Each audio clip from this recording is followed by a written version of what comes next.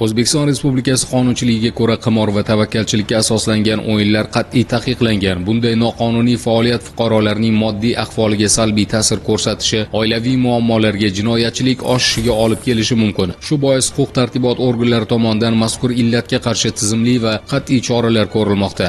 Navbatdagi shunday holat Jizzax viloyati Zomin tumanida aniqlandi. Tuman Ichki ishlar boshqarmasi va Davlat xavfsizlik xizmati tuman bo'limi xodimlarining hamkorlikdagi tezkor tadbiri davomida Kattabog' mahalla fuqarolar yig'inida yashovchi 1994-yilda tug'ilgan shaxs o'z yashash xonadonida pul evaziga qimor va tavakkalchilikka asoslangan o'yin o'tkazish uchun sharoit yaratib bergani ma'lum bo'ldi. Aniqlanishicha, mazkur shaxs Qayirma mahalla fuqarolar yig'inida yashovchi 2004 hamda 1987-yillarda tug'ilgan fuqarolarga qimor o'yini o'ynash imkoniyatini bergan. Tadbir davomida 2.200.000 so'm pul mablag'lari hamda o'yin kartalari xolislar ishtirokida ashyoviy dalil sifatida hujjatlashtirib olindi. Shu bilan mazkur noqonuniy harakatga chek qo'yildi. Ta'kidlash joiz, 2 nafar farzandning otasi bo'lgan qimor o'yinini tashkil etgan shaxs qonun talablarini buzib, jamiyatda salbiy oqibatlarga olib keluvchi harakatni sodir etgan. Holat yuzasidan O'zbekiston Respublikasi Jinoyat kodeksining 278-moddasi 1-qismi bilan jinoyat ishi qo'zg'atilgan. Endilikda holatga sud tomonidan qonuniy baho beriladi.